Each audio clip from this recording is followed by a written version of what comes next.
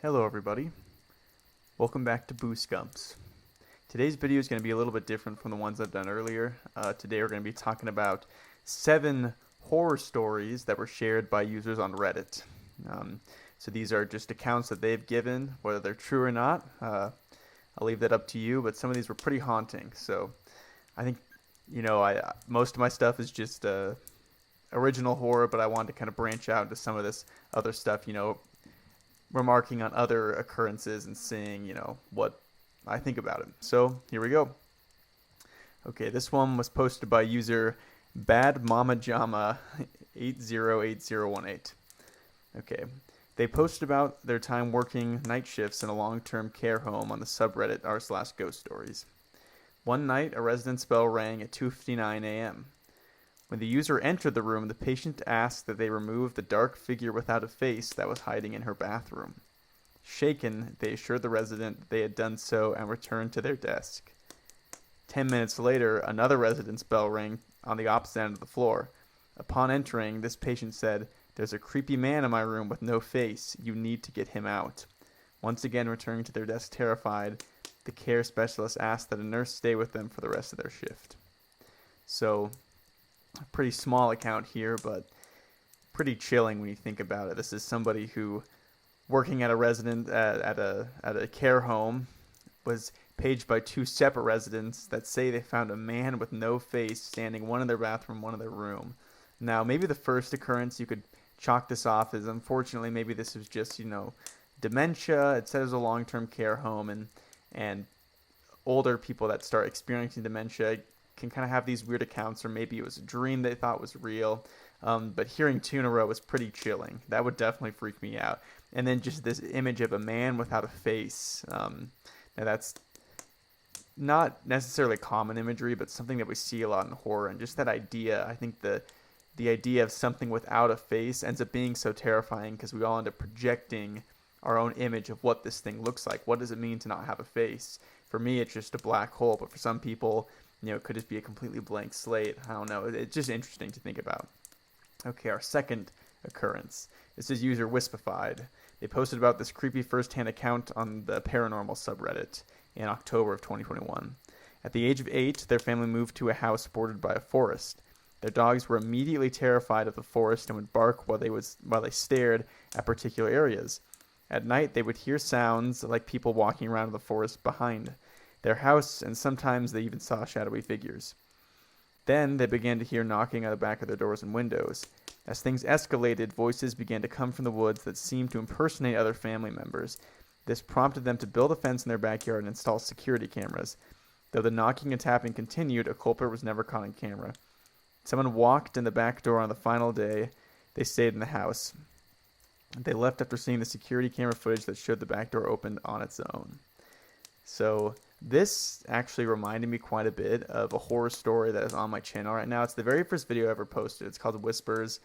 Sorry, it's not called Whispers. It's called Fingers. And it was the very first horror video I recorded. It's not really edited at all. It's just a stock campfire thing in the background. But the tapping and the knocking on the back of the door really reminded me of that story. So if you want to go check that out, that was a story that my friend told me. It actually kind of creeped me out the whole time when I first heard it. So I figured I'd share it with you guys. Yeah, so this is interesting. Again, kind of some common horror tropes in here. The dogs barking at these invisible figures in the back of the woods. This to me is pretty chilling. I'm somebody who believes in the paranormal. I believe in ghosts and spirits and demons and stuff. I haven't experienced much of it firsthand. I know there's some people that really have. However, I did have one experience that I'll share in a video later that really kind of creeped me out at the time. And still thinking back on it, it's pretty implausible to think it could have been anything other than maybe a spirit or something like that. But yeah, this is eerie. They get the video recording and they see that the door opens on its own. Obviously, just your very typical ghosts coming into your house, knocking on your back doors. Pretty harrowing stuff, in my opinion. Okay, this one's from Reddit user Dr. Jared. Jared is probably how it's pronounced. Posted an intriguing insight into the end-of-life experiences in hospitals on the paranormal subreddit, and this is February 2022. The doctor described a particular phenomenon that occurs toward the end of many patients' lives when they see small children running around their beds and outside their door. The doctor explained that this is more common in an ICU, but that the pattern is very recognizable and the experience is very similar across all cultural backgrounds and ages. Experienced doctors and nurses are used to reports like these from their patients and learn to expect their passing when they hear this. The post concluded by stating, "So if you are doing the rounds at an ICU late at night and hear some snickering or tiny feet running around the hallways, prepare because the call of a code green or code red is about to sound off in the PA systems." Even creepier are the scores of comments from healthcare workers beneath the post that confirm their similar experiences with this phenomenon. Now, I like this story. This is interesting to me because it's different from what we normally hear. So this is describing apparently a lot of people who are getting close to death report seeing kids walking around their beds or walking around the halls in hospitals. Now, this is really interesting to me. Because when I think about getting close to death and you may be seeing the other side of what there is to come, this is intriguing. Why are they seeing kids running around, and why are these kids coming around? Maybe this is some sort of scenario where these children are like the Grim Reaper, or they're like the ferrymen to the souls on this side of the earth, and they're bringing them to this next life. But pretty harrowing. And then again, a lot of comments were reporting they had seen or heard very similar things, or their patients that came close to dying shared these experiences. So pretty eerie when you think about it, but almost kind of cool in a way to think about this experience of being in a hospital. And he says if you hear that, then you know somebody's close to death, which is really interesting. So I like that story. Okay, this next one was from another user on Paranormal, and they posted this story about something she experienced in 2013, so quite a while ago. This is when she worked as an insurance claim inspector.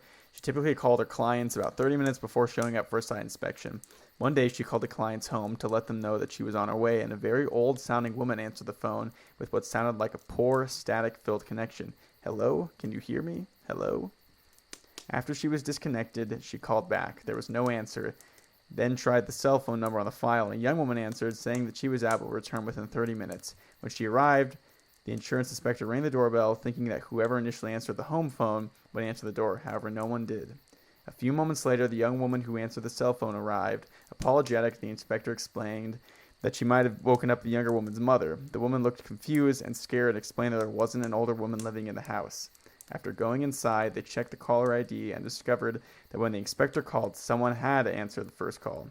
The young woman became pale and terrified as she explained that she had recently moved to this home and had been telling her husband that she thought their house was haunted by an old woman.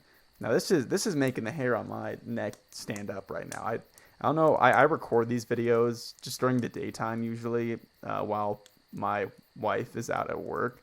And this is really creeping me out right now. It's just this story. So I'm hoping you're getting a little creeped out too.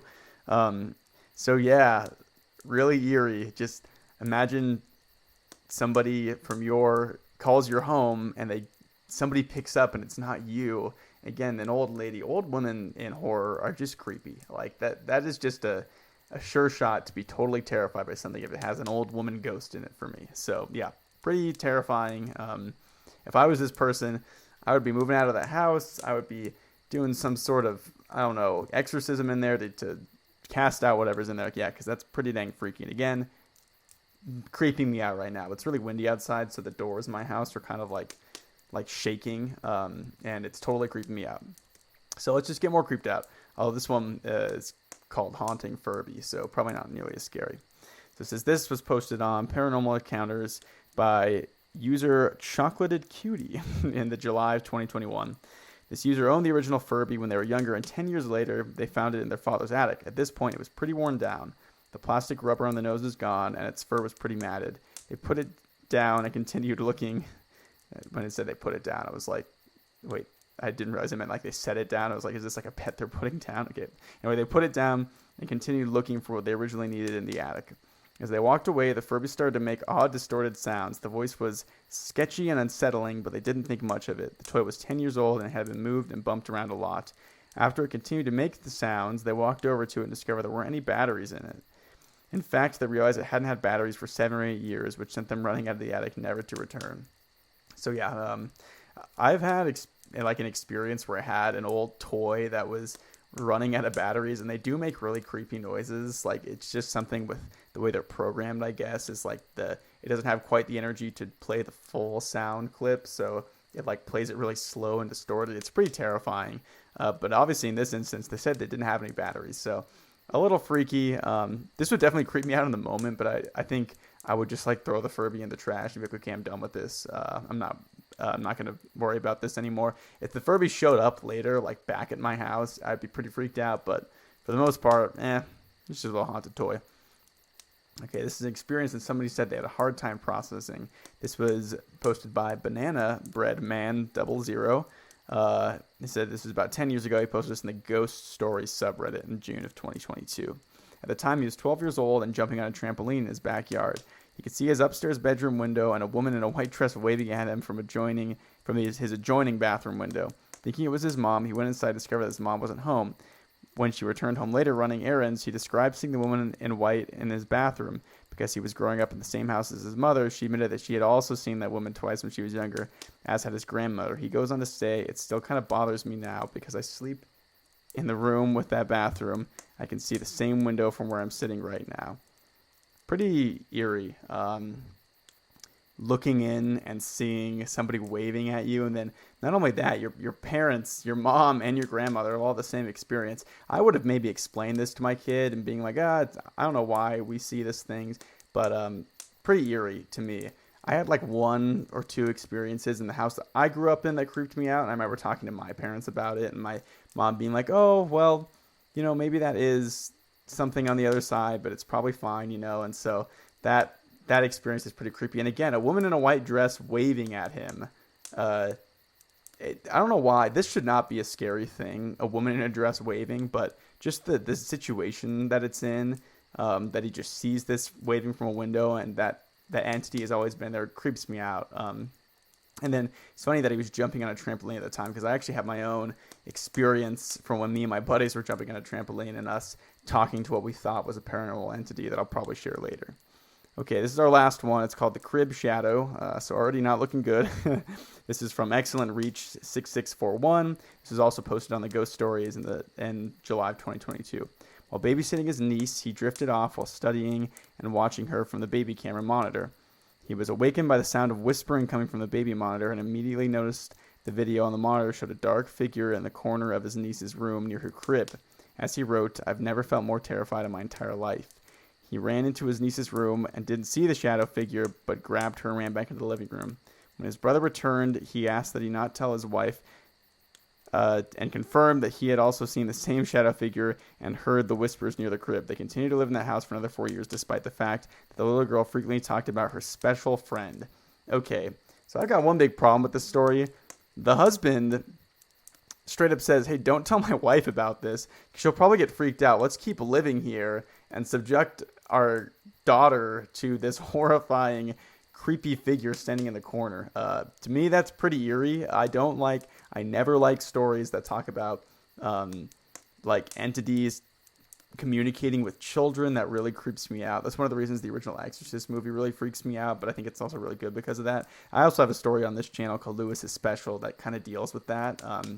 So yeah, pretty freaky to me. I don't like anything that has to do with ghosts and kids. It always creeps me out. I think the very first scary book I ever read was called Wait Till Helen Comes, and that was kind of a pretty big horror experience for me because it was the first time I'd read horror literature, and it really kind of opened my mind to this idea of like, oh, scary ghost children.